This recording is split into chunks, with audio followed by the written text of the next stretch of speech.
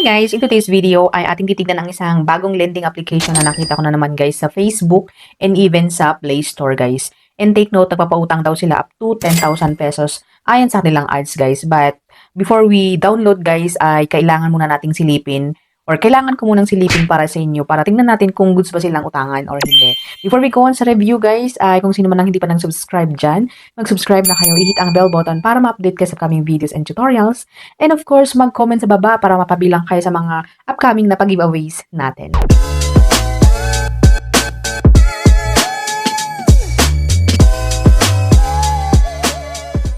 Alright, welcome back sa ating channel. For today's video nga ay i-review natin ang isang lending application na naman guys na nagpapautang up to 10,000 pesos and tenure daw nito is up to 180 days.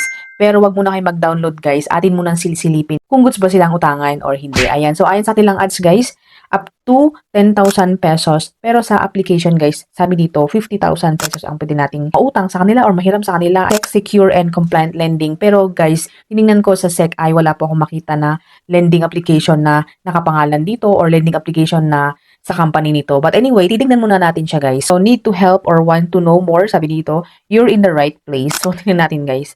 Alright, so ang lending application na ito ay si Cashpedia Online Cashpedia or by Cashpedia Lending Incorporated na meron silang 4.7 stars and 2K reviews. So di ba pag bago ng application, ba't ang daming mga nag-review? So nakakapagtaka na yun guys. But anyway, ayan. So, click natin yung download. So, pagka-download guys, makikita natin quick application, flexible repayment, security assurance, and magbibigay tayo ng permission, ayan, sa mga SMS, location, device. So, hindi na yun bago guys. Camera, app usage. Then, hihinga sila guys ng phone number, active na phone number, mag-send sila ng OTP. And then, mag-create tayo guys ng ating account sa kanila. But anyway, kung makikita niyo sa screenshot guys, ang nagbigay po ng OTP ay si Lemon Loan. Tanggal siya sa Google Play Store and ngayon ay nagbabalik siya sa panibagong pangalan guys. So sila po ang nagbigay sa akin ng OTP. 50,000 pesos nga daw yung ating pwedeng mahiram sa kanila. Click natin yung apply now. But anyway guys, approve pala ako sa loan application na ito. Up to 7 days nga lang yung loan term. Pero sabi dito up to 50,000 pesos. Click natin yung apply now. Hingi agad sila ng mga identity information syempre. So yung mga pa-ID, yung mga ID na pwede dito ay si UMID, passport, driving license, SSS, PRC, postal, national ID, physical card or electronic, pwede daw sa kanila, GSIS, PhilHealth. So sa akin guys, ginamit ko na lang yung PhilHealth. And upon picturing guys yung ating, nung pinicture natin yung ating ID ay nakapture po yung mga information. So ulit-ulit kong sinasabi na mas magandang mag-research tayo ng mga loan application, manood tayo ng mga videong tulad nito guys. Para sa ganun guys ay hindi po tayo basta-basta magbibigay talaga ng mga IDs tulad nito. Ayan, so makakapture agad-agad yung ID number, yung first names, last name, middle initial, and then yung birthday. So, yung residential address, marital status, educational level, credit cards, and hingi sila ng credit cards or kung mayroon kang credit card, ilagay mo lang dito 1 or 2 or 0 na lang kung wala. Work information naman, hingi sila ng mga information ng ating industry classification kung ano yung mga work natin, and then company name. Dito pala guys, kahit ilagay mo na self-employed or unemployed, ay kailangan mong maglagay ng mga information na ito guys, like work experience, monthly income, income frequency, payday 1, payday 2, company address, email, and hingi sila ng Viber account, Facebook, and alternate phone number. Pero optional yun guys. So, it's up to you kung in case na i-download nyo to ay it's up to you kung ilalagay nyo or hindi. Pero since optional, pass tayo dun guys. Next is yung emergency contacts guys. Nangangailangan lang sila ng 2 na contact references. And yun na nga guys, reminder na pag naglalagay po tayo dito ay sabihan po natin yung mga ilalagay natin dito para in case na magtawag yung mga agent. Ayan is at least na heads up po natin na nilagay po natin sila as contact references. Anyway, 2 lang po ang kailangan dito and then it's up to you guys kung maglalagay kayo ng additional na references kasi meron yung option na pwede tayong mag-add references. Pero for me, 2 lang po ang aking nilagay. Next one is yung facial recognition kung saan yung mga pa-selfie, ganyan.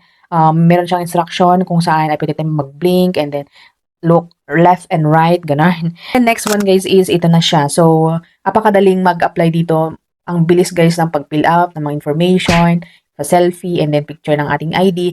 And ito na siya. Wala na siyang, hindi na siya umikot ng gaya ng iba na magre-review ng 1 minute or seconds, ganun siya guys. Ito presto, andito na yung approved na amount. So, withdrawable amount, ayan. So, Diyan sa screenshot guys. Up to 5,000 peso. Ngayon is 2021. And sabi dito na repayment date natin is 27. So obviously guys, na 7 days po yung loan term ito. Hindi po siya 180 days talaga na binigay kanina or sinabi sa atin nung first time mag-fill up ng mga forms dito. Ayan. And service charge nito is 1,500. So sa akin guys, trinay ko na lang 1,000. So let's see guys. So pwede tayo guys na magpili kung 1,000, 2,000, 3,000, up to 5,000 pesos. So sa akin guys, try ko yung 1,000 pesos. So repayment amount 1,076. And repayment date nga, October 27. So kung magbilang tayo ngayon is 7 days talaga siya. And then service fee is 260.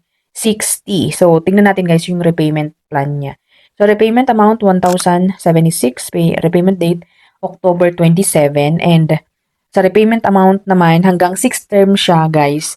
Pero yung 2nd, 3rd, 4th, 5th, 6th term is 1 peso lamang po. So basically, pag nagbabayad po tayo or kung makapagbayad tayo, sa 27 is bayad na po yung ating jutang sa kanila. Yung service charge, andyan naman si screenshot, guys. Service fee, 260. System service fee is 0. And then account maintenance is 85. And risk management fee, 175. And amount disbursed is 740. So, yun po yung matatanggap natin. 740.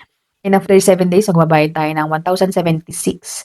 So, medyo malaki yung binawas. 1/4 of the money, guys. Ayan. Anyway, guys, dito sa application na ito, guys, is meron silang SEC registered number. Pero nung na-search ko, guys, sinearch ko yung company name and even yung pangalan ng loan application. And trinay ko na din yung SEC registered number nila is wala po talaga siya sa CI or sa SEC na website. So, alright guys, so ayun po si Cashpedia na Lemon Loan dati na nagpalit lang ng pangalan. And ulit-ulit kong sinasabi na hindi ko po siya maire-recommend. Pero nasa inyo pa rin guys kung yung case na talaga na kailangan nyo na is pwede kayo mag-apply.